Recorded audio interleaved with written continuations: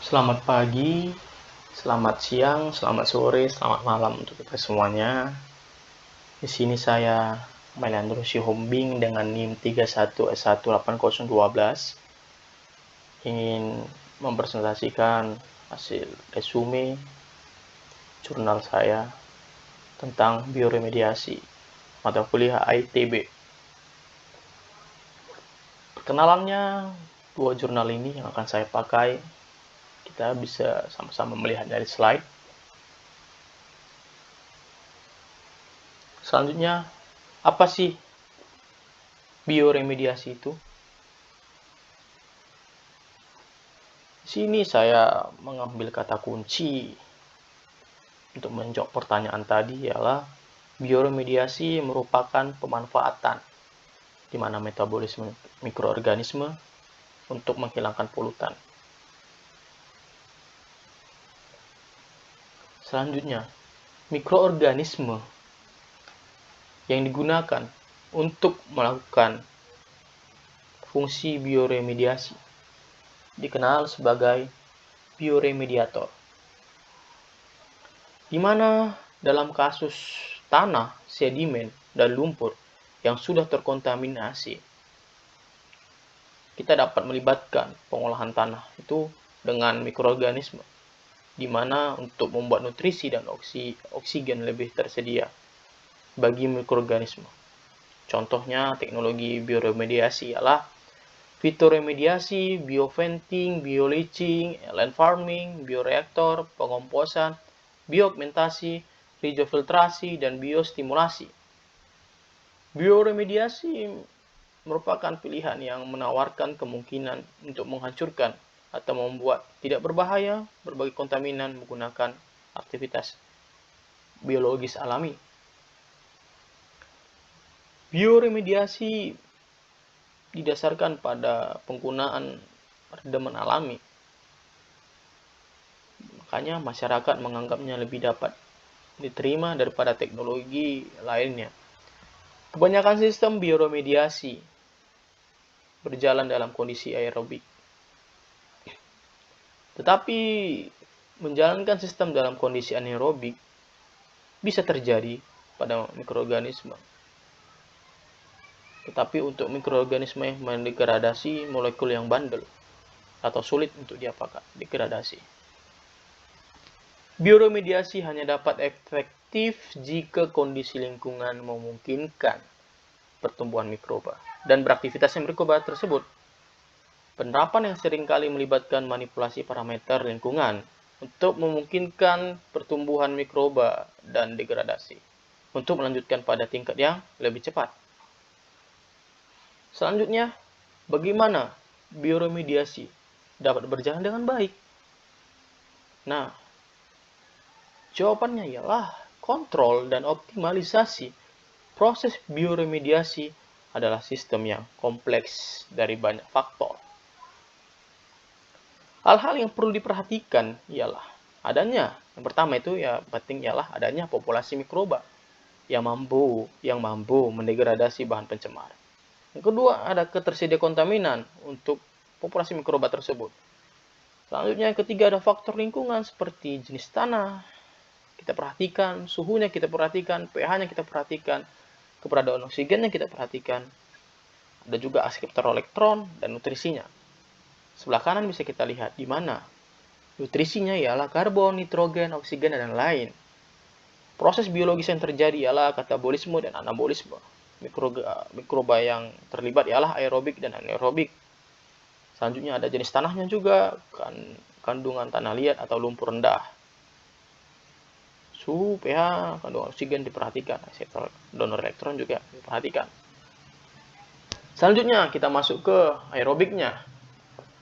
Kita ketahui bahwasanya mikroba aerobik membutuhkan oksigen, di mana mikroba ini dapat mendegradasi pestisida dan hidrokarbon, baik alkana maupun senyawa lain.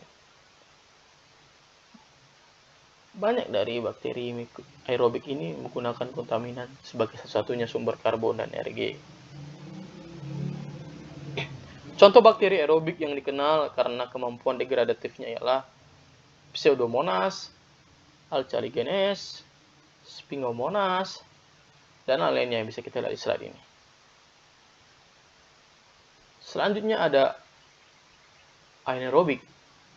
Kebalikannya, anaerobik ini tidak memerlukan oksigen supaya dia bisa hidup. Bakteri anaerobik ini harus kita ketahui bahwasanya beraktivitas untuk mendegradasi tidak sesering bakteri aerobik ya. Tetapi kita bisa meningkatkan degradasi anaerobik ini pada bioremediasi poliklorinasi bifenil atau PCB di sungai sedimen. Bisa juga di deklorinasi pelarut triklotilen, ada kloroform juga, dan jamur lignolitik. Selanjutnya, contohnya tadi itu ialah contoh case-nya, contoh kasusnya seperti jamur pelapuk putih atau Phaneropsid chrysosporium, memiliki kemampuan sangat beragam dari polutan lingkungan persisten atau beracun. Substrat umum yang digunakan dari si jamur ini ialah jerami, gergaji debu, atau kulit jagung. Selanjutnya ada namanya mikroba metilotrop. Ini termasuk bakteri aerob ya, yang tumbuh di mana namanya saja ada hubungannya dengan ya, metana ya, di mana dia tumbuh memanfaatkan metana untuk karbon dan energi. Enzim awal dalam jalur degradasi pada metilotrof ialah enzim metana monoksigenase, memiliki rentang substrat yang luas dan aktif terhadap berbagai senyawa, yaitu termasuk trikloretil alifatik terklorinasi dan 1,2 dikloretan. Selanjutnya ada kontrol lingkungan, di mana di sini yang diperhatikan ialah nutrisinya. Karbon merupakan unsur yang paling dasar dari bentuk kehidupan dan dibutuhkan juga dalam jumlah yang lebih banyak dibandingkan unsur-unsur lainnya, yaitu yang kita sebut tadi ada hidrogen, oksigen, nitrogen, ya kan? Selanjutnya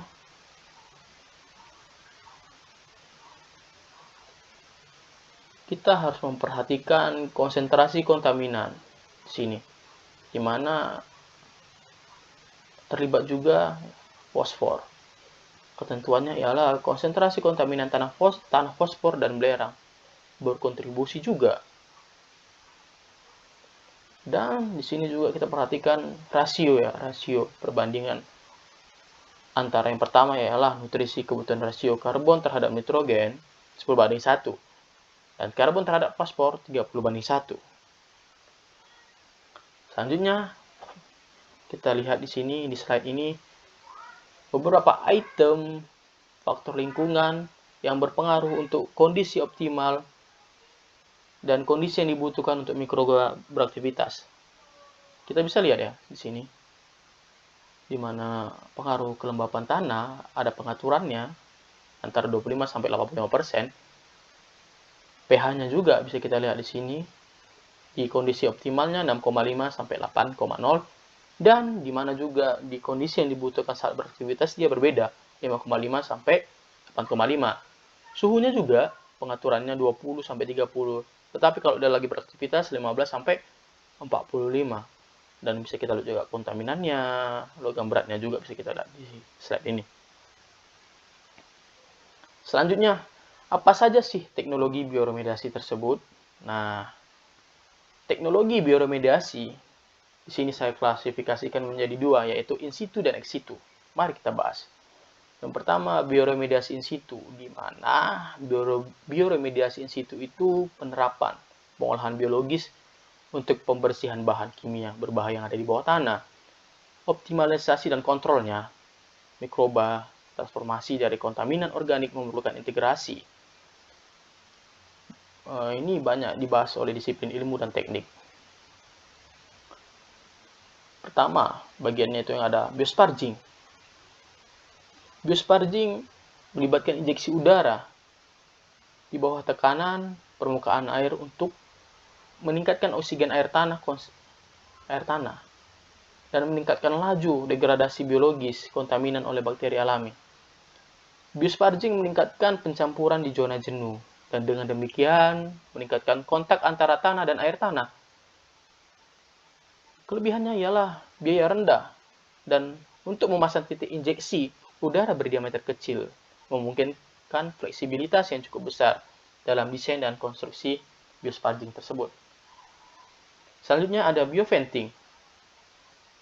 Bioventing merupakan teknologi baru yang menjanjikan yang merangsang biodegradasi in situ alami dari setiap aerobik senyawa terdegradasi dalam NaPl di dalam tanah dengan menyediakan oksigen untuk mikroorganisme tanah yang ada berlawanan dengan ekstraksi uap tanah. Bioventing menggunakan laju aliran udara rendah untuk menyediakan oksigen yang cukup untuk menopang mikroba beraktivitas. Oksigen paling sering dipasok melalui injeksi udara langsung ke kontaminasi residu di tanah dengan cara dari sumur. Residu bahan bakar yang terabsorpsi mengalami biodegradasi dan senyawa volatil juga terbiodegradasi saat uap bergerak perlahan melalui tanah yang aktif secara biologis. Selanjutnya ada biofermentasi.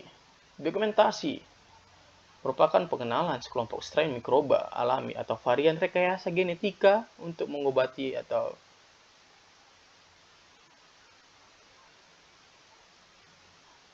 menghilangkan kontaminan tanah atau air yang terkontaminasi.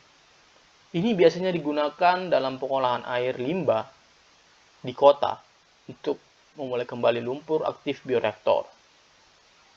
Sebagian besar kultur yang tersedia mengandung konsorsium kultur mikroba berbasis penelitian yang mengandung semua mikroorganisme yang diperlukan.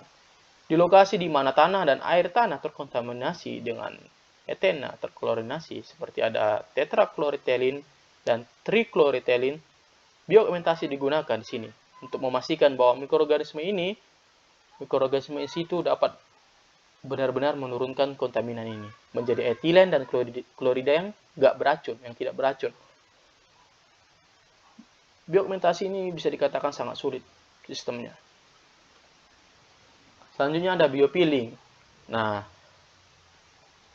biopeeling atau pengolahan biopil merupakan teknologi skala penuh atau skala besar di mana tanah galian dicampur dengan amandemen tanah ditempatkan pada area perawatan dan bioremediasi menggunakan air reaksi paksa.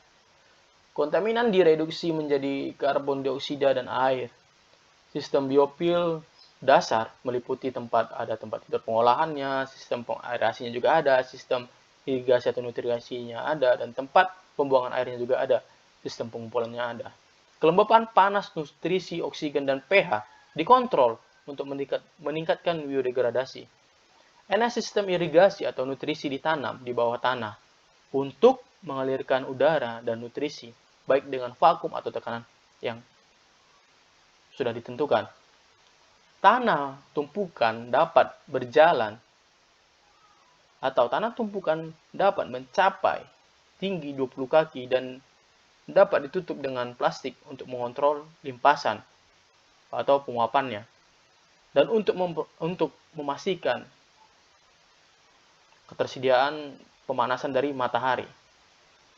Jika senyawa organik yang mudah menguap atau sering disebut VOC di dalam tanah menguap ke aliran udara, di mana udara meninggalkan tanah dapat diperlakukan untuk menghilangkan atau menghancurkan si VOC sebelum dibuang ke atmosfer. Perlakuan biopeeling ini biasanya bisa mencapai 3-6 bulan. Makanya di awal teknologi ini merupakan teknologi skala besar. Selanjutnya ada bioremediasi ex situ. Bioremediasi ex situ atau bahasa sederhananya pengomposan, di mana proses limbah organik didegradasi oleh mikroorganisme. Biasanya pada suhu tinggi, suhu kompos tipikal berada dalam kisaran 55 hingga 65 derajat Celcius. Peningkatan suhu dihasilkan dari panas yang dihasilkan oleh mikroorganisme selama degradasi bahan organik dalam limbah.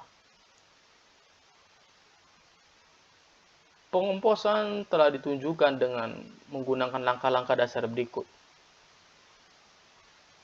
Pertama, tanah yang terkontaminasi digali dan disaring untuk disingkirkan batu besarnya dan puing-puingnya yang ada. Selanjutnya bioreaktor.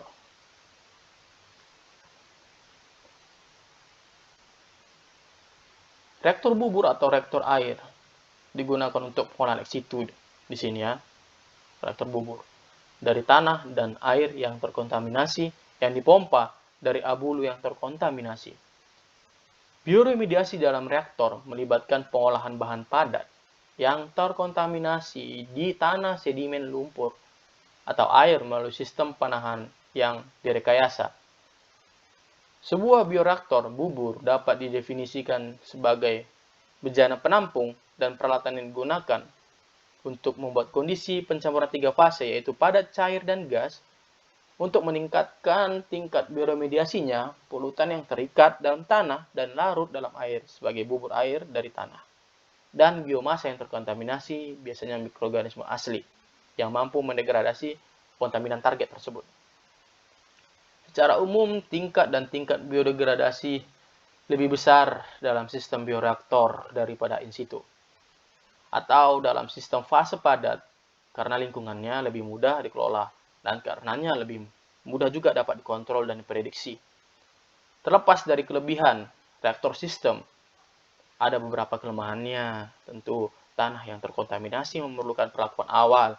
Misalnya penggalian atau kontaminan dapat dikeluarkan dulu dari tanah melalui pencucian tanah atau ekstraksi fisik, misalnya vakum ekstraksi sebelum ditempatkan dalam bioreaktor. Selanjutnya, bagian terakhir. Pembahasan kita bagian terakhir, apa saja keterbatasan dari bioremediasi tersebut? Ada 6 di sini. Yang pertama, bioremediasi terbatas pada senyawa yang dapat terurai secara hayati. Kedua, proses biologis atau faktor situs penting yang diperlakukan untuk sistem ini yang diperhatikan sangat yang harus dikontrol ialah populasi mikroba yang mampu secara metabolik harus ada, kondisi pertumbuhan lingkungannya harus sesuai, dan tingkat nutrisi dan kontaminannya pun harus sesuai. Selanjutnya sulit untuk memperkirakan dari bangku dan studi. Maksudnya di sini ialah untuk mempraktikkannya secara langsung, secara teori dan praktik itu sangat sulit. Selanjutnya yang keempat, penelitian diperlukan untuk mengembangkan rekayasa teknologi bioremediasi yang sesuai dengan kompleks campuran kontaminan yang tidak tersebar merata di lingkungan. Kontaminan dapat hadir sebagai padatan, tadi cairan dan gas. Selanjutnya, bioremediasi seringkali membutuhkan waktu lebih lama daripada opsi perawatan lain. Ya, seperti penggalian dan pemindahan tanah atau pembakaran. Ketidakpastian peraturan atau ketentuan mengenai kriteria kinerja yang dapat diterima untuk bioremediasi, atau tidak ada definisi kata bersih setelah dilakukan bioremediasi, maka bioremediasi kinerjanya itu sangat sulit. Terima kasih, demikian presentasi saya. Terima kasih atas perhatian Bapak dan teman-teman sekalian. Jikalau ada kekurangan atau kesalahan pengucapan kata, kalimat, saya mohon maaf. Atas perhatiannya saya ucapkan terima kasih. Selamat pagi, siang, sore, dan malam.